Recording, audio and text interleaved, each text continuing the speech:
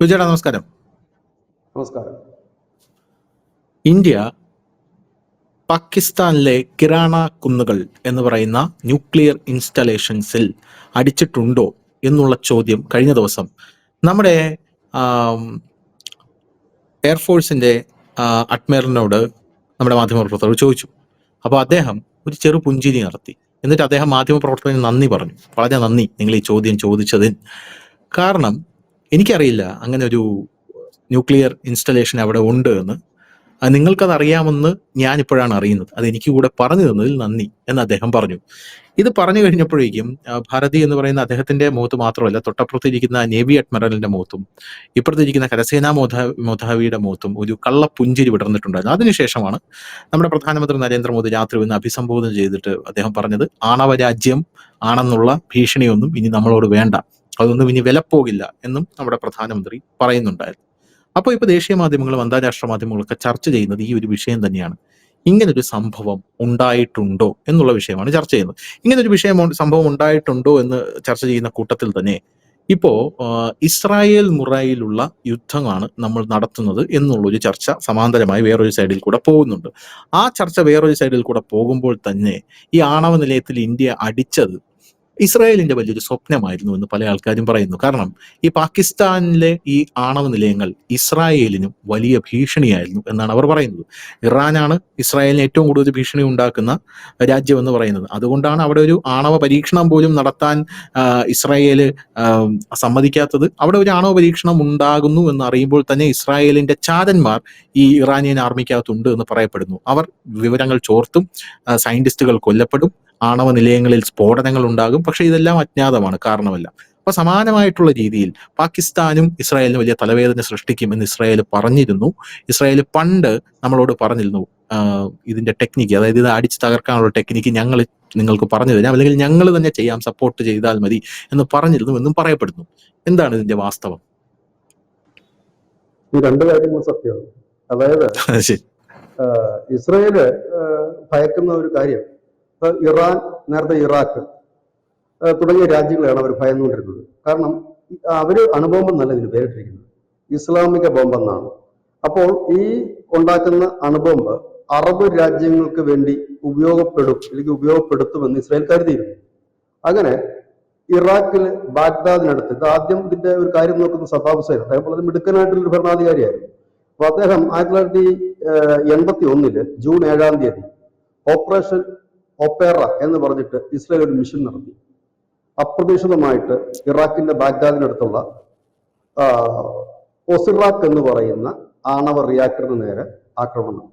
ഈ ഒസിറാഖ് എന്ന് പറയുന്ന ആണവ കേന്ദ്രം ഫ്രാൻസിന്റെ കയ്യിൽ നിന്നാണ് ഇറാഖ് വാങ്ങുന്നത്. പക്ഷേ ഇറാഖ് പറഞ്ഞത് ഞങ്ങൾ മറ്റ് ആവശ്യങ്ങൾക്ക് വേണ്ടിയിട്ട്, അങ്ങനെയാണല്ലോ, ഈ ആണവായുധം ഉണ്ടാക്കാൻ മാത്രമല്ലല്ലോ ആണവ റിയാക്ടർ, നമ്മുടെ രാജ്യത്ത് തന്നെ കൂടംകുളത്തും ഒക്കെ ഉണ്ട്. അത് നമ്മുടെ വൈദ്യുതി എല്ലാ ഊർജ്ജത്തിനും ഇത് വേണ്ട ആവശ്യമാണ്, അനിവാര്യമാണ്. അങ്ങനെയാണ് പല രാജ്യത്തും ഈ ആണവ റിയാക്ടറുകൾ ഉള്ളത്. അപ്പോൾ അതിനു വേണ്ടിയിട്ടാണ് എന്ന് പറഞ്ഞു. പക്ഷെ ഇസ്രായേലിന് അത് അത്ര ദഹിച്ചിട്ടില്ല. കാരണം അവർക്ക് സംശയം, കാരണം ഇറാഖിലുള്ളത് സദ്ദാം ഹുസൈനാണ്. അപ്പൊ അതിനു മുമ്പ് ഒരു ചെറിയ ആക്രമണം ഇറാൻ നടത്തിയിരുന്നു ഈ ഒരു ഇറാഖിനെതിരെ. അന്നേരം ഏകദേശം ഇവരൊക്കെ തന്നെ നല്ല ബന്ധത്തിലായിരുന്നു. ഈ ഇസ്രായേലും ഇറാനും ഒക്കെ തന്നെ അന്ന് ചെറിയ ബന്ധങ്ങളൊക്കെ ഉണ്ടായിരുന്നു. അന്ന് ഈ മറ്റേ അറബ് വിപ്ലവം ഒന്നും വന്നിട്ടില്ല, ഇസ്ലാമിക വിപ്ലവം ഒന്നും വന്നിട്ടില്ല, ഖമേനിയുടെ ഒന്നും അത്ര ശക്തമായിട്ടില്ല ആ സമയത്ത്. അതിന് 1981 ജൂൺ 7 ഇസ്രായേൽ ഇത് അറ്റാക്ക് ചെയ്യുന്നത്. ഈ ബാഗ്ദാദിനടുത്തുള്ള ഈ ഒസിറാഖ് ആണവ കേന്ദ്രം അറ്റാക്ക് ചെയ്തു. അതോടുകൂടി ഇസ്രായേൽ ലോകത്ത് ഒറ്റപ്പെടുകയായിരുന്നു. അമേരിക്ക പോലും ഇസ്രായേലിനെതിരെ തിരിഞ്ഞു. ഐക്യരാഷ്ട്രസഭയിലൊക്കെ വലിയ വിമർശനങ്ങൾ ഉയർന്നു. പക്ഷേ ഇസ്രായേൽ അതിനകത്തൊന്നും കുലുങ്ങിയില്ല. കാരണം അവരവരുടെ സ്വയരക്ഷാർത്ഥം അത് ചെയ്തതാണ് എന്ന് തന്നെയായിരുന്നു. കാരണം അന്നൊക്കെ എന്ന് പറഞ്ഞു കഴിഞ്ഞാൽ ഇതുപോലെ ഇത് ആരും പ്രതീക്ഷിച്ചില്ല. ഇത് ഒരു ഇന്റർനാഷണൽ ക്രൈം ആണല്ലോ, ഏത് രാജ്യം ചെയ്തു കഴിഞ്ഞാൽ. അന്ന് വലിയ വിഷയമുണ്ട്. പിന്നെ ഈ ഇസ്രായേലിനെ പിന്നെ മറ്റു രാജ്യങ്ങളൊന്നും, മിക്കവാറും രാജ്യങ്ങളൊന്നും അംഗീകരിച്ചിട്ടുമില്ല, അങ്ങനെ ആരും കണക്കൂട്ടിയിട്ടുമില്ല. എന്നാൽ ചില രാജ്യങ്ങളൊക്കെ വലിയ താല്പര്യമാണ്. അങ്ങനെ എന്താ പറയുന്ന ഒരു നമ്മുടെ കൂട്ടത്തിലുള്ള ഒരു എന്താ പറയുന്ന ഒരു പ്രശ്നകാരി എന്നൊക്കെ നമ്മൾ പറയത്തില്ലേ, ഒരുത്തൻ കാണുമല്ലോ എപ്പോഴും തല്ലുപിടിയൊക്കെ ആയിട്ട് നിൽക്കുന്ന ഒരാള് എന്ന് പറയുന്നത് ഒരു പ്രതിച്ഛായ ഉള്ളത് കൊണ്ടൊക്കെ അന്ന് അങ്ങനെ പോയി. അതിനുശേഷം അപ്പോഴും ഇസ്രായേൽ ലോകം മുഴുവൻ ശ്രദ്ധിച്ചുകൊണ്ടിരിക്കുന്നത് തങ്ങൾക്കെതിരെ ഭാവിയിൽ ഉയർന്നു വരാൻ കഴിവുള്ളത് ഈ അണുബോംബാണ്. അത് ഈ ഇസ്ലാമിക ലോകത്ത് മീൻസ് രാജ്യങ്ങൾ, അറബ് രാജ്യത്തോ ഏഷ്യയിലോ അത് ഉണ്ടാകുകയാണെങ്കിൽ, അത് തങ്ങളുടെ എതിരാളികൾ അത് ഉണ്ടാക്കുകയാണെങ്കിൽ തങ്ങൾക്ക് നാശമാണെന്ന്. അങ്ങനെ 1979 ആയപ്പോഴേക്കും ഇസ്രയേലിന് മനസ്സിലായി ഇവിടെ പാകിസ്ഥാനിൽ അവര് ആണവ പരീക്ഷണത്തിനുള്ള കാര്യങ്ങൾ മുമ്പോട്ട് കൊണ്ടുപോവുകയാണ്. അതിനു മുമ്പ് തന്നെ ഇന്ത്യ 1974 പൊക്രാൻ നമ്മൾ ആദ്യത്തെ ആണവ പരീക്ഷണം നടത്തി, ബുദ്ധൻ ചിരിക്കുന്നു എന്നുള്ളത്. പിന്നീട് നമ്മൾ നടത്തുന്നത് 1999 അപ്പൊ 74 നടത്തിക്കഴിഞ്ഞ് 79 ആയപ്പോഴേക്കും പാകിസ്ഥാൻ സിയാഉൽ ഹക്കിന്റെ കാലത്ത് പാകിസ്ഥാനും ആ ഒരു നീക്കത്തിലേക്ക് മുൻപോട്ട് പോയി. അപ്പോഴേക്കും ഇസ്രയേലിന് ഇത് തകർക്കണം എന്നുള്ള ഒരു കാര്യം അന്ന് ഇസ്രയേലിന്റെ പ്രധാനമന്ത്രിയായിരുന്ന മൊനാഷിൻ ബെഗിൻ എന്ന് പറയുന്ന പ്രധാനമന്ത്രി മാർഗരറ്റ് താച്ചറോട് പറഞ്ഞു, ഇത് നമുക്ക് പാകിസ്ഥാൻകാർ ഇങ്ങനെ ഒരു പരിപാടി ചെയ്യുന്നുണ്ട്, നമുക്കത് എന്തെങ്കിലും ചെയ്യണമെന്ന്. നമുക്കറിയാലോ, ഈ ബ്രിട്ടന്റെയും അമേരിക്കയുടെയൊക്കെ ഒരു ചില നിലപാടുകളുണ്ട്. അവർ ഈ മൂട്ടി തീ പിടിച്ചാലും അനങ്ങത്തില്ല. ആ തീ തല്ലിക്കിടത്തിയിട്ട് അതിന്റെ മുകളിൽ ഇരിക്കാനുള്ള ശ്രമമാണ് അവർ നടത്തുന്നത്. അവർക്ക് അതിന് ഒരുപാട് ന്യായീകരണങ്ങളുണ്ട്. മനുഷ്യത്വം, സാമൂഹിക സാഹോദര്യം, ഇതെല്ലാം ഉണ്ട് അവർക്ക്. അഭയാർത്ഥികളെയൊക്കെ അവർ ഇരു കൈ നീട്ടി സ്വീകരിക്കുന്നു, അതിനവർക്ക് വേറൊരു ഇതുണ്ട്. അപ്പൊ അങ്ങനെ ഇത് പറഞ്ഞപ്പോഴും മാർഗരറ്റ് താച്ചർ അത് അംഗീകരിച്ചു കൊടുത്തില്ല. അതിനുശേഷം നമ്മുടെ അന്ന് ഈ 71 കഴിഞ്ഞിട്ട് ഇരിക്കുന്ന സമയം, ഇന്ദിരാഗാന്ധിക്ക് കുറച്ചുകൂടെ പവർ വേണമെന്ന് തോന്നിയ സമയം, പാകിസ്ഥാൻ ഏത് നിമിഷവും ഇനി ആക്രമിക്കുമോ എന്നൊരു ഭയം. കാരണം 71 ഇന്ത്യ അല്ല ആക്രമണം തുടങ്ങിയത്, പാകിസ്ഥാൻ ഇങ്ങോട്ട് കയറി അടിക്കുകയായിരുന്നു. നമ്മുടെ 11 എയർബേസ് ആണ് അവർ അടിച്ചു തകർത്തത്. അപ്പൊ അതുകൊണ്ട് ഇനി അവന്മാർ വരുമോ എന്നൊരു ഭയം. അങ്ങനെ ഇസ്രയേലിന്റെ പ്രധാനമന്ത്രി ഈ പറയുന്ന മൊനാഷെ ബെഗിൻ ഇന്ദിരാഗാന്ധിയുമായിട്ട് അക്കാലത്ത് ചർച്ച നടത്തി. അതിനുശേഷം ഇവര് 1980 മുതൽ പാകിസ്ഥാൻ, ആ സമയം ആയപ്പോഴത്തേന് 1998 പാകിസ്ഥാൻ ഈ ബലൂചിസ്ഥാന്റെ ജഗായി എന്ന് പറയുന്ന കുന്നിൽ വെച്ചിട്ടാണ് അവര് ഈ ആണവ പരീക്ഷണം നടത്തുന്നത്. നമ്മൾ ആദ്യത്തെ പരീക്ഷണം നടക്കുന്നത് 1974 പാകിസ്ഥാന്റെ 1998 അപ്പം 98 കഴിഞ്ഞപ്പോഴത്തേക്ക് വാജ്പേയി ആണ് ഇവിടെ അധികാരത്തിലിരിക്കുന്നത്. അപ്പം വാജ്പേയി അപ്പൊ ഒന്നുകൂടെ പൊട്ടിച്ചു, നമ്മുടെ കയ്യിലിരിക്കുന്നതൊക്കെ ശരിയാണോ, ഒന്നുകൂടെ വർക്ക് ചെയ്യുമെന്ന് അറിയാം. അങ്ങനെ ഫസ്റ്റ് നമ്മൾ പൊക്കാൻ ബുദ്ധൻ ചിരിക്കുന്നു എന്നുള്ളതിന് സെക്കൻഡ് പാർട്ട് നമ്മൾ പരീക്ഷിച്ചു കഴിഞ്ഞപ്പോൾ ലോകരാജ്യങ്ങൾ മുഴുവൻ നമുക്ക് നിരോധനമായിട്ട് വന്നു. അതിൽ വാജ്പേയി കുലുങ്ങിയില്ല. 2 ദിവസം കൂടെ കഴിഞ്ഞ് അദ്ദേഹം വളരെ ഭംഗിയായി അടുത്തതും പൊട്ടിച്ചു. അങ്ങനെ 3-4 ദിവസത്തിനുള്ളിൽ 2 സ്ഫോടനങ്ങൾ നടത്തിയാണ് നമ്മൾ പരീക്ഷണം പൂർത്തിയാക്കിയത്. അപ്പോഴേക്കും പാകിസ്ഥാനിൽ വീണ്ടും പ്രശ്നമായി. കാരണം 98 അവർ ആദ്യം പരീക്ഷണം നടത്തുന്നത്, വീണ്ടും പരീക്ഷണം നടത്തണം, അവിടെ ഇന്ത്യ പൊട്ടിച്ചു എന്ന് പറഞ്ഞ് വീണ്ടും പ്രക്ഷോഭങ്ങളായിരിക്കുന്ന സമയം. നമുക്ക് അത്രത്തോളം വേണം, നമുക്ക് പിന്നെയും തിരികെ വരാം. അപ്പോൾ ഇന്ദിരാഗാന്ധിയോട് പറഞ്ഞു, നമുക്ക് ഇങ്ങനെ ഇവിടെ ഒരു ആക്രമണം നടത്തണം. അതായത് കഹുദയിൽ അവർക്കൊരു ആണവ റിയാക്ടർ ഉണ്ട്, ഈ പാകിസ്ഥാൻ കഹുദയിൽ ആക്രമണം നടത്താൻ ഫിക്സ് ചെയ്യുന്നു. അങ്ങനെ 1982 എല്ലാ ഡേറ്റും കാര്യങ്ങളൊക്കെ ഫിക്സ് ചെയ്യുന്നു. അപ്പൊ ഇസ്രായേൽ ആവശ്യപ്പെട്ട ഒറ്റ കാര്യമേ ഉള്ളൂ, അവരുടെ ഫൈറ്റർ ജെറ്റുകൾ വരും, അതിന് ഇന്ധനം നിറയ്ക്കാൻ ഒരു സൗകര്യം ഒരുക്കി കൊടുക്കുക. അപ്പൊ അവര് വന്ന് അടിച്ചോളും ഇന്ധനം നിറയ്ക്കുക. കാരണം എനിക്ക് തോന്നുന്നു ഇന്നത്തെ പോലുള്ള ഈ ഒറ്റയടിക്ക് വന്ന് പറന്നു വന്ന് ഫൈറ്റ് ചെയ്തിട്ട് പോകാൻ ശേഷിയുള്ള വിമാനങ്ങൾ അന്ന് ഇല്ലായിരിക്കാം, എനിക്കറിയില്ല അതിനെക്കുറിച്ച്. ഇപ്പോഴൊക്കെ ഈ ആകാശത്തൊക്കെ വെച്ച് ഇന്ധനം നിറയ്ക്കുന്ന രീതിയിലൊക്കെ ഉള്ള വിമാനങ്ങളൊക്കെ വന്നു, പക്ഷെ അന്ന് അതില്ലായിരിക്കാം. ഏതായാലും അവർ അങ്ങനെ ഒരു ചാൻസ് ആണ് ചോദിച്ചത്, ഇന്ധനം നിറയ്ക്കാനുള്ള ടൈം ഒരു എയർപോർട്ട് മാത്രം വിളിച്ചു. ഇന്ദിരാഗാന്ധി ആദ്യം അത് അംഗീകരിച്ചെങ്കിൽ തന്നെയും പിന്നീട് അതിൽ നിന്ന് പിന്മാറുകയായിരുന്നു. അമേരിക്ക ഇന്ദിരാഗാന്ധിയെ ഭീഷണിപ്പെടുത്തുകയായിരുന്നു, ഈ പണിക്ക് പോയാൽ പണി വാങ്ങും. അപ്പൊ അമേരിക്ക എല്ലാ കാലത്തും ഇന്ത്യക്ക് ഒരു ഭയമായിരുന്നു ആ കാലഘട്ടത്തിൽ. അന്ന് അവർ പറഞ്ഞു അങ്ങനെ ചെയ്താൽ പണി മേടിക്കും എന്ന് പറഞ്ഞുകൊണ്ട് ഇന്ദിരാഗാന്ധി അവസാന നിമിഷത്തിൽ പിന്മാറുകയായിരുന്നു. ഇല്ല എങ്കിൽ പാകിസ്ഥാന്റെ തുടക്കകാലത്തിന്, അത് അവരൊരിക്കലും ഈ 1998 പരീക്ഷണത്തിന് പോലും അവർ എത്തില്ലായിരുന്നു. അതിനു മുമ്പ് നമുക്കത് തകർക്കാൻ കഴിയുമായിരുന്നു. അപ്പോ ഈ ഇസ്രയേല് ഈ 1981 ജൂൺ 7 ഓപ്പറേഷൻ ഒപ്പേറയിലൂടെ ഇറാഖിന്റെ ആണവ കേന്ദ്രത്തിൽ വലിയ ക്ഷതം ഏൽപ്പിക്കുകയുണ്ടായി. പിന്നീട് ഈ ആണവ കേന്ദ്രം നിൽക്കുന്ന ഈ ഭാഗത്ത് ഇടയ്ക്കിടയ്ക്ക് ഭൂകമ്പങ്ങൾ ഉണ്ടാകാൻ തുടങ്ങി. ഇപ്പോഴും ആ ഭൂകമ്പങ്ങളുണ്ട്. അപ്പോൾ ഇതിൽ പറയുന്നത് ഈ ആണവ റിയാക്ടറുകൾക്ക് അതിന്റെ മർമ്മത്തടിച്ചു കഴിഞ്ഞാൽ ഇത് വർക്ക് ചെയ്യാനായിട്ട് പിന്നീട് ടൈം എടുക്കും എന്ന് മാത്രമല്ല, ഈ ഭൂമി കുലുക്കം പോലുള്ളവ അതിന് സമീപത്ത് ഉണ്ടായിക്കൊണ്ടേയിരിക്കും. ഇടയ്ക്കിടയ്ക്ക്, എപ്പോഴുമല്ല, ഇടയ്ക്കിടയ്ക്ക് ഉണ്ടായിക്കൊണ്ടേയിരിക്കും. ഈ തിങ്കളാഴ്ച പാകിസ്ഥാനില് ഒരു ഭൂചലനം ഉണ്ടായി ഈ ഭാഗത്ത്. ഇപ്പോൾ ആ ഭാഗത്ത് ഒരു ജാഗ്രതയിലേക്കാണ് അവർ പോകുന്നത്. അപ്പൊ അതിനർത്ഥം ഇന്ത്യ അങ്ങനെ ചെയ്തിട്ടുണ്ടെങ്കിൽ, നമ്മുടെ രാജ്യം അങ്ങനെ സമ്മതിച്ചിട്ടില്ല, ഓക്കെ, ഇന്ത്യ അങ്ങനെ ചെയ്തിട്ടുണ്ടെങ്കിൽ അത് ഇസ്രായേൽ ചെയ്ത അതേ ടെക്നിക്കൽ വെച്ചിട്ട് തന്നെയാണ് ചെയ്തിരിക്കുന്നതെന്ന് പറയേണ്ടി വരും. കാരണം ഇവന് ഇത് ഉള്ള കാലം മുഴുവൻ ഈ ഭൂചലനം ഉണ്ടാകുമെന്ന് മാത്രമല്ല, ഈ റിയാക്ടർ റെഡിയാക്കി എടുക്കുക എന്നുള്ളത് കുറച്ച് പ്രയാസകരമായ കാര്യമാണ്. ഇവിടെ ഇന്ത്യ ചെയ്തോ എന്നെനിക്ക് ഉറപ്പില്ല, ചെയ്തിരിക്കുന്നത്. കാരണം നമ്മുടെ രാജ്യം പറയാൻ നമുക്കത് വിശ്വസിക്കാൻ കഴിയില്ലല്ലോ. അപ്പം ചെയ്തിട്ടുണ്ടെങ്കിൽ അത് ചെയ്തിരിക്കുന്ന കാര്യം ശത്രുവിന്റെ ആയുധം അടുത്തിരിക്കെ തന്നെ അത് എടുക്കാനുള്ള കൈ തല്ലി ഒടുക്കുകയാണ് ചെയ്തത്. അതായത് അവരുടെ ആയുധം, അതായത് ഇന്ത്യക്കെതിരെ പ്രയോഗിക്കാൻ വരുന്ന അവരുടെ വജ്രായുധം തൊട്ടടുത്തിരിക്കുകയാണ്, നമ്മുടെ തൊട്ടടുത്തിരിക്കുന്നു. അത് കൈ എത്തിച്ച് എടുക്കണമെങ്കിൽ എന്ത് വേണം? നമുക്കൊരു കൈ വേണം. ഇന്ത്യ ചെയ്തത് ആ കൈ അടിച്ചൊടുക്കുകയാണ് ചെയ്തത്. ആയുധത്തിനൊരു കുഴപ്പമില്ല, അത് അവിടെ ഇരിപ്പുണ്ട്. അടിക്കണമെന്ന് എനിക്കൊരു മനസ്സുണ്ട്, പക്ഷെ എൻ്റെ കൈ പൊങ്ങില്ല എനിക്ക് അത് എടുക്കാനായിട്ട്. അത് എടുത്താലല്ലേ എനിക്ക് പ്രയോഗിക്കാൻ കഴിയും. ആ പരിപാടിയാണ് ചെയ്തിരിക്കുന്നതെന്നാണ് നമുക്ക് പല അന്തർദേശീയ മാധ്യമങ്ങളിൽ നമുക്ക് മനസ്സിലാക്കാൻ കഴിയും. ഇതാണ് അവിടെ സംഭവിച്ചിരിക്കുന്നത് ഒരു പ്രധാന കാര്യം. അത് ഏറെക്കുറെ സത്യമാണെന്ന് തന്നെയാണ് തോന്നുന്നത്. കഴിഞ്ഞ ദിവസം അമേരിക്കയുടെ ഇതിന്റെ മെയിൻ്റനൻസിന് വേണ്ടിയിട്ടുള്ള വിമാനം അവിടെ എത്തുകയുണ്ടായി. ഇപ്പോഴത്തെ ഈജിപ്തിൽ നിന്ന് അവരുടെ, അതായത് ഈ ആണവ കേന്ദ്രങ്ങൾക്ക് ചോർച്ച ഉണ്ടായ അടയ്ക്കുന്നതിനുള്ള ഒരു മെറ്റീരിയൽ ഉണ്ട്. ആ മെറ്റീരിയലുമായിട്ട് ഈജിപ്തിലും വിമാനം ഇപ്പോൾ പാകിസ്ഥാനിൽ എത്തിയിരിക്കുന്നു. പാകിസ്ഥാനിൽ ഇപ്പോൾ ആണവ അടിയന്തരാവസ്ഥ പ്രഖ്യാപിച്ചു എന്നാണ് കേൾക്കുന്നത്. അപ്പോൾ നമ്മളുടെ രാജ്യം അത് ചെയ്തോ ഇല്ലയോ എന്ന് നമ്മുടെ രാജ്യം പറയുന്നത് വരെ നമുക്ക് പറയാൻ പറ്റില്ല. എങ്കിൽ പോലും ചെയ്തു എന്ന് തന്നെയാണ് നമുക്ക് കരുതേണ്ടി വരുന്നത്. കാരണം നമ്മളൊക്കെ മാധ്യമങ്ങൾ വായിക്കുന്നവരാണ്, നമ്മളൊക്കെ വാർത്ത മനസ്സിലാക്കുന്നവരാണ്. അപ്പൊ നമുക്ക് ചെയ്തു എന്ന് തന്നെ കരുതേണ്ടി വരും. കാരണം ഈ ആണവ റിയാക്ടറിന് ചോർച്ച, ലീക്കേജ് ഉണ്ടാകുമ്പോൾ മാത്രമാണ് ഇത്തരത്തിലുള്ള ഒരു മെറ്റീരിയൽ ഈജിപ്തിൽ നിന്ന് ഇവിടെ കൊണ്ടുവരേണ്ട ആവശ്യമാണ്. ഒന്ന്. രണ്ടാമത്തെ ഒരു കാര്യം എന്ന് പറഞ്ഞു കഴിഞ്ഞാൽ, അമേരിക്കയുടെ ഈ മെയിൻ്റനൻസിന്റെ ഫ്ലൈറ്റുകൾ ഇവിടെ വരണമെന്നുണ്ടെങ്കിൽ അത് മെയിൻ്റനൻസ് ചെയ്യാൻ വേണ്ടി മാത്രം വരുന്ന ഫ്ലൈറ്റുകളാണ്. ഇത് രണ്ടും വരുമ്പോൾ അവിടെ സാരമായ കേട് പറ്റി എന്ന് തന്നെ കരുതേണ്ടി വരും. ഈ സംഭവവും ഈ ഓപ്പറേഷൻ ഒപ്പേറയും വളരെ സാദൃശ്യമുള്ള രണ്ട് ഓപ്പറേഷനാണ്, വളരെ സാദൃശ്യമുള്ളത്. അപ്രതീക്ഷിതമായി ഇറാഖിന്റെ ഈ പറയുന്ന ഈ അവിടെ ഇത് അടിച്ചു ഇത് ആണവ റിയാക്ടറിന് അടിച്ചതിന് ശേഷം ഇപ്പോഴും അവിടെ ഭൂകമ്പമുണ്ട് ഇടയ്ക്കിടയ്ക്ക്. ഇപ്പൊ ആ ആണവ റിയാക്ടർ വർക്ക് ചെയ്യുന്നില്ലെങ്കിൽ പോലും അതിൽ ഇടയ്ക്കിടയ്ക്ക് ഭൂകമ്പം ഉണ്ട് എന്നുള്ളതാണ് യാഥാർത്ഥ്യം. ഇത് നിൽക്കാൻ ടൈം എടുക്കും. നമ്മൾ വിചാരിക്കുന്ന കണക്ക് ഇപ്പൊ നമുക്ക് ബ്രഹ്മോസ് ഉണ്ടാക്കുന്നത് പോലെയോ അല്ലെങ്കിൽ ആകാശ മിസൈൽ ഉണ്ടാക്കുന്നത് പോലെയോ എളുപ്പമല്ല. ആണവായുധം, യുറേനിയം സമ്പുഷ്ടീകരണം തന്നെ വർഷങ്ങൾ എടുക്കുന്ന ഒരു പ്രക്രിയയാണ്. യുറേനിയം സമ്പുഷ്ടീകരണം ഇതെല്ലാം സെപ്പറേറ്റ് പ്ലാന്റുകളാണ്. ഇതെല്ലാം കഴിഞ്ഞിട്ട് കിട്ടുന്ന ആ ഒരു സാധനം ഇതെല്ലാം കൂടെ കൂട്ടിയോജിപ്പിക്കുന്ന മറ്റൊരു സ്ഥലങ്ങളാണ്. അതായത് വളരെ നാളത്തെ പ്രയത്നമാണ്. അതായത് ഇന്ത്യ വളരെ നാളത്തെ പ്രയത്നം കൊണ്ട് നമുക്ക് 74-ലാണ് അത് ഇത് ചെയ്യാൻ കഴിയുന്നത്, ഫസ്റ്റ് ഇത് നടത്താൻ കഴിഞ്ഞു. പിന്നീട് 99 നമ്മൾ വളരെ ഭംഗിയായിട്ട് പെർഫെക്റ്റ് ആണ് നമ്മുടെ സാധനം എന്നുള്ളത് നമ്മൾ പ്രൂവ് ചെയ്യിച്ചതാണ് ലോകത്തിന്. അപ്പൊ ഇവർ 98-ൽ ഇവർ ചെയ്തു. പക്ഷെ ഇവർക്ക് രണ്ടാമത്തെ ഒരു പരീക്ഷണം പോലും ഇവർക്ക് നടത്താൻ കഴിഞ്ഞിട്ടില്ല. കാരണം ഇത് ഒരു പരീക്ഷണം കൊണ്ട് മാത്രം സക്സസ് ആണെന്ന് പറയാനും കഴിയില്ല. അതാണ് ഒരു വലിയ പ്രശ്നം.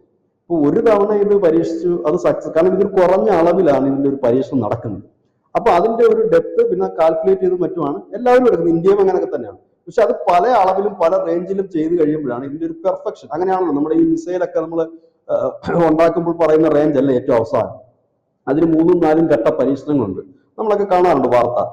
പൃഥ്വി 1, പൃഥ്വി 2, പൃഥ്വി 3, അല്ലെങ്കിൽ പൃഥ്വി മിസൈലിന്റെ പരീക്ഷണം വിജയകരം, പരാജയപ്പെട്ടു നമ്മൾ കാണിക്കുന്നത് പല സെറ്റിലായിട്ടാണ് പോകുന്നത്. പക്ഷെ പാകിസ്ഥാൻ ഓൾറെഡി ഒരു തവണ ഇതിന്റെ പരീക്ഷണം നടത്തിയിട്ടുള്ളൂ. 98 എന്ന് പറയുമ്പോൾ വലിയ വർഷമായിട്ടില്ലെന്നറിയാം. വാജ്പേയിയുടെ കാലത്തിന് തൊട്ട് മുമ്പ് 99 വാജ്പേയിയുടെ കാലമാണ്.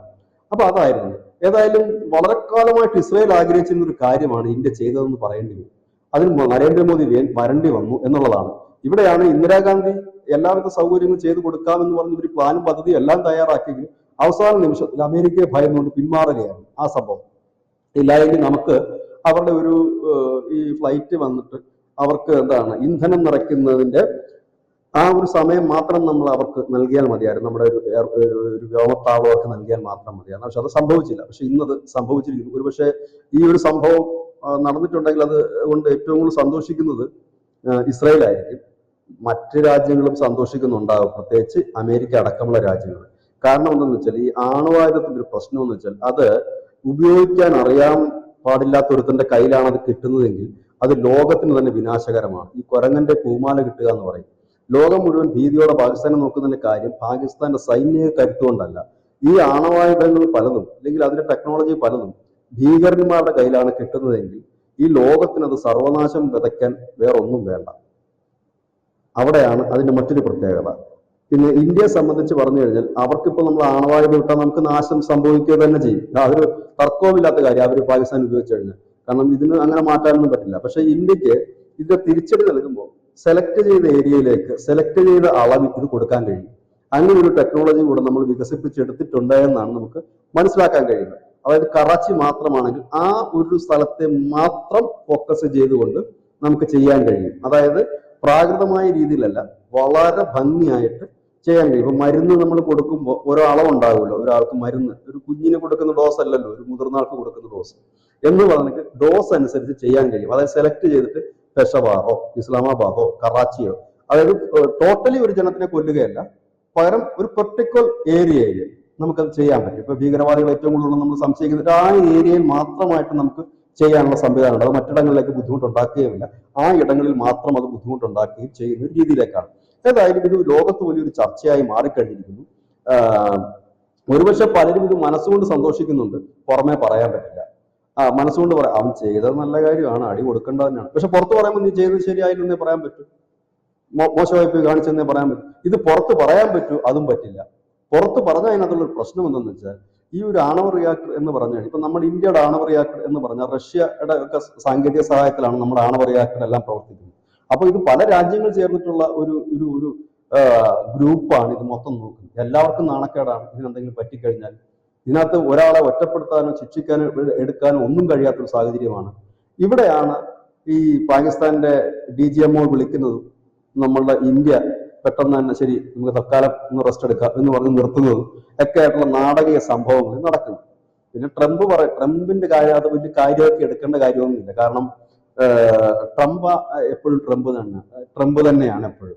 കാരണം അദ്ദേഹം ഒരു ഫുൾ ടൈം പൊളിറ്റീഷ്യൻ ഒന്നും അല്ല. അദ്ദേഹം രാഷ്ട്രീയത്തിൽ നിന്നും ഇപ്പം ബരാക് ഒബാമയെ പോലെയോ ഇല്ലെങ്കിൽ ബിൽ ക്ലിന്റനെ പോലെയോ ഒന്നും ഒരു ഫുൾ ടൈം പൊളിറ്റീഷ്യനോ ഇല്ലെങ്കിൽ അങ്ങനെ നയതന്ത്ര വിദഗ്ധനോ ഒന്നും അല്ല. ഇദ്ദേഹത്തിന് കച്ചവടമാണ് മെയിൻ സാധനം. ഇപ്പൊ ഇസ്രായേലിൽ പോകുന്നില്ലെന്നാണ് അറിഞ്ഞത്. ഇന്നു മുതൽ അദ്ദേഹം അറബ് രാജ്യങ്ങൾ സന്ദർശിക്കുകയാണ് ട്രംപ്.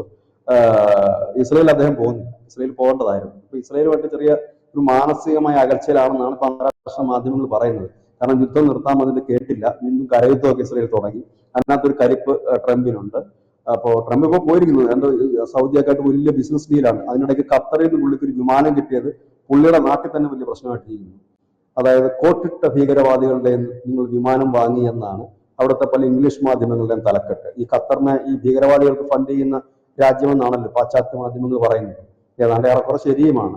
അപ്പോ ഖത്തർ ഒരു ആഡംബര വിമാനം നമ്മുടെ ട്രംപിന് കൊടുത്തപ്പം അമേരിക്കയിലെ ചില മാധ്യമങ്ങളുടെ തലക്കെട്ടാണ് കോട്ടിട്ട ഭീകരവാദിയുടെ കയ്യിൽ നിന്ന് വിമാനം വാങ്ങുന്ന ട്രംപ് എന്ന്. അപ്പൊ ട്രംപ് അതിന് മറുപടി എന്ന് വെച്ചാൽ അസൂയ കൊണ്ട് പറയുന്നതാണ്. എനിക്കൊരു ആഡംബര വിമാനം അവർ തന്നപ്പോൾ അസൂയ കൊണ്ട് പറയുന്നു. പക്ഷെ സംഭവം അതൊന്നുമല്ല. ട്രംപ് 2018 ഇരിക്കുന്ന സമയത്ത് 2 വിമാനത്തിന് ഓർഡർ കൊടുത്തായിരുന്നു ഈ ആഡംബരം. അതിന്റെ പണിയൊട്ട് കഴിഞ്ഞില്ല. അപ്പോൾ തന്നെ അളിയന്റെ പണി തീർന്നു. ഫസ്റ്റ് ടൈം കഴിഞ്ഞ് പുറത്തു പോയല്ലോ. പിന്നെ അപ്പൊ തിരിച്ചു വന്നു കഴിഞ്ഞപ്പോഴും അതിന്റെ ഒന്നും ആയില്ല. അപ്പൊ അതിനെ ഒന്ന് തണുപ്പിക്കാൻ വേണ്ടിയിട്ടൊക്കെയാണ് ഇവന്മാർ കൊടുത്തതെന്നാണ് പറയുന്നത്. ഏതായാലും ഇതാണ് ഇപ്പൊ അവസ്ഥ. ഈ ട്രംപ് തന്നെ വിമാനം മേടിച്ച ആ വിമാനത്തിൽ കയറിയിരുന്ന് ഖത്തറിനെ തന്നെ ചീത്ത വിളിക്കുന്നത് നമുക്ക് കാണാൻ കഴിയും. പുള്ളിക്ക് ഇപ്പൊ എന്താ പ്രശ്നം വെച്ചാൽ ആദ്യം പുള്ളി ഇടപെട്ടു ഈ ഇസ്രായേൽ ഹമാസിന്റെ പ്രശ്നം, അത് ഒതുങ്ങിയില്ല. റഷ്യ ഉക്രൈൻ നടത്തി, അത് ഒതുങ്ങിയില്ല. അങ്ങനെയാണ് നമ്മുടെ ഈ സെലൻസ്കിയൊക്കെ വിളിച്ചു വെച്ച് തെറി വിളിക്കേണ്ട അവസ്ഥ വന്നത്. ഇവിടെ ഞാൻ പറയുന്നത് എന്താ കേട്ടാലെന്ന് വെച്ചു ഭയങ്കര ഒരു ചന്തപ്പിള്ളേർ വഴക്കെടുത്തണക്കല്ലായിരുന്നു. അവരുടെ മീറ്റിംഗ് ഒക്കെ കണ്ടില്ലായിരുന്നു. അത് പുള്ളിയുടെ കുരുപൊട്ടിയിട്ടാണ് ആ വഴക്ക് നടക്കുന്നത്. കാരണം പുള്ളി പറഞ്ഞിട്ട് അവരും കേട്ടില്ല. അങ്ങനെ ഇരിക്കുമ്പോഴാണ് ഇന്ത്യ പാകിസ്ഥാൻ വാർ നടക്കുന്നത്, ഇങ്ങനൊരു പണി അവിടെ നടക്കുന്നത്. ഇത് മുതലെടുത്തുകൊണ്ട് ഞാൻ കാരണം എവിടെങ്കിലും പുള്ളിക്കൊന്ന് ജയിക്കണ്ടേ, അല്ലെങ്കിൽ എവിടെങ്കിലും പുള്ളി ഞാനാണ് ഇത് തീർത്തതെന്ന് പറയണ്ടേ. അങ്ങനെ നിൽക്കുമ്പോൾ ഇതൊരു നല്ല അവസരമായി. പുള്ളി പറഞ്ഞു ശരി. ഇന്നലെ നരേന്ദ്രമോദി അതിന് ഉത്തരം പറഞ്ഞു കഴിഞ്ഞിട്ടുണ്ട്. അദ്ദേഹം ഇന്നലെ ജനങ്ങളെ അഭിസംബോധന ചെയ്യുമ്പോൾ അദ്ദേഹം പറഞ്ഞത് ലോകത്തെ എല്ലാ രാജ്യങ്ങളും ഇന്ത്യ ബന്ധപ്പെട്ടു എന്നാണ് പറഞ്ഞത്. അതിലൊരു രാജ്യം അമേരിക്കയായിരുന്നു എന്നുള്ളതാണ്. പക്ഷെ പാകിസ്ഥാൻ എല്ലാ രാജ്യങ്ങളും പറഞ്ഞു ഇത് എത്രയും പെട്ടെന്ന് നിർത്തണമെന്ന്. പാകിസ്ഥാൻ എല്ലാ രാജ്യങ്ങളിലും പോയി പറയണമെങ്കിൽ ഇന്ത്യയുടെ ഏതെങ്കിലും 2 മിസൈൽ വീണവന്മാർ പറയില്ല, ഇന്ത്യയുടെ ഡ്രോണുകൾ വീണ അവർ പറയില്ല. അവർ പറയണമെന്നുണ്ടെങ്കിൽ അവരുടെ മർമ്മത്ത് കിട്ടിയ അടികൊണ്ടായിരിക്കുമല്ലോ അവർ പറഞ്ഞത്. അങ്ങനെ എല്ലാവരും കൂടെ ഓടി വന്നു. ഇതിനിടയിൽ ചൈനയുമായിട്ടും ഒരല്പം തെറ്റിയിട്ടുണ്ട് എന്നുള്ളത് കേൾക്കുന്നുണ്ട്. അതിനകത്ത് വാസ്തവം അറിയില്ല. ഇപ്പൊ ഇങ്ങനെ നിൽക്കുന്ന ഒരു സാഹചര്യമാണ്. ഏതായാലും ഇസ്രായേൽ വളരെ കാലം മനസ്സിൽ എനിക്ക് തോന്നുന്നു ഇതുകൊണ്ട് ഏറ്റവും കൂടുതൽ ലോകത്ത് സന്തോഷിക്കുന്ന രാജ്യം ഇസ്രായേലായിരിക്കും. പ്രത്യേകിച്ച് അമേരിക്ക ഉൾപ്പെടെയുള്ള എല്ലാ രാജ്യങ്ങളും അതിൽ സന്തോഷിക്കുന്നു. ഈവൻ ചൈന പോലും ഉള്ളുകൊണ്ട് സന്തോഷിക്കുന്നുണ്ടാകും. കാരണം ഈ പാകിസ്ഥാനാണ്. പാകിസ്ഥാൻ എന്ന് പറഞ്ഞാൽ ഷഹബാസ് ഷെരീഫ് അല്ല അവിടെ എന്നും ഇരിക്കുന്നത്, ഇല്ല മുനീർ അല്ല എന്നത്തെ കരസേന മേധാവി. ഇത് എപ്പോഴും ഭീകരന്മാരുടെ കയ്യിലേക്ക് പോകുന്ന ഒരു രാജ്യമാണ്. പല ഗ്രൂപ്പായിട്ട് മാറാം. ആ മാറുന്ന സമയത്ത് ഇതിന്റെ ഒരു ഭാഗവും കൊണ്ട് പോയെന്നിരിക്കും. അങ്ങനെയൊക്കെ വലിയ നമുക്കറിയാം. ഈ USSR നിയമപരമായിട്ടാണ് അവരെല്ലാം പിരിഞ്ഞു പോയത്, എല്ലാ രാജ്യങ്ങളും. എന്നിട്ട് പോലും ഇതിനു വേണ്ടി തന്നൊരു നയം അവരുണ്ടാക്കി. കാരണം ഈ ആണവ റിയാക്ടറുകൾ പലയിടത്തും ഉണ്ടായിരുന്നു. അത് സംരക്ഷിക്കുന്നതിന്റെ ഒക്കെ പ്രത്യേക നയം അവരുണ്ടാക്കി. ഇല്ലെങ്കിൽ എന്ത് പറ്റും വെച്ചാൽ ഇത് ചെച്ചനിയിലേക്ക് പോയി. ചെച്ചനിയിലുണ്ട് അവന്മാര് നാളെ വേണമെങ്കിൽ റഷ്യക്കെതിരെ ഉപയോഗിക്കും. മനുഷ്യന്റെ എന്ന കാര്യമാണ് നമുക്ക് പറയാൻ പറ്റുന്നത്. ഇന്നിരിക്കുന്ന ബന്ധങ്ങളൊന്നും നാളെ ഇതുപോലെ ആകണമെന്നില്ല, എപ്പോഴും മാറി മറിഞ്ഞു പോകാം. അപ്പം അത് അവരും എല്ലാ രാജ്യങ്ങളും ഒരുപക്ഷെ മാനസികമായി തന്നെ ഇപ്പൊ ഇന്ത്യയുടെ ആണവായുധം ഇരിക്കുന്നത് പോലെയോ ഇല്ലെങ്കിൽ അമേരിക്കയുടെയോ ചൈനയുടെയോ ആണവായുധം ഇരിക്കുന്നത് പോലെ അല്ല ഈ പാകിസ്ഥാനിൽ ആണവായുധം ഇരിക്കുന്നത്.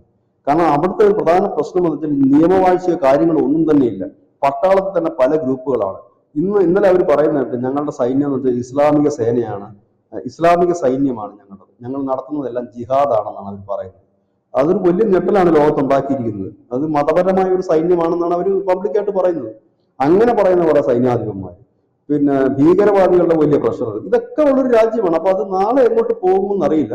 അപ്പൊ ഇന്ത്യ ചെയ്തിട്ടുണ്ടെങ്കിൽ ആരും അത് മിണ്ടാതിരിക്കുന്നതിന്റെ പ്രധാന കാരണം ചെയ്തത് നന്നായി എന്ന് എല്ലാവർക്കും തോന്നുന്നത് കൊണ്ടാണ്. ചെയ്തത് ഇച്ചിരി കൂടിപ്പോയില്ലേ എന്ന് പുറമെ തോന്നിയേക്കാം.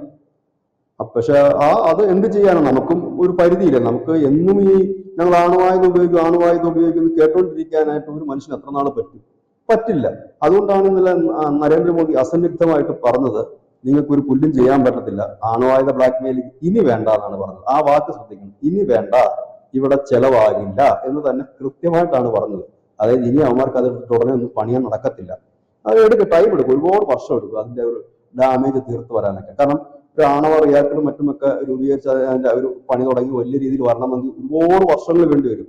ഇറാൻ ഒരു ഉദാഹരണമാണ്. എത്രയോ നാളായി അവന്മാർ പണി തുടങ്ങിയിട്ട്.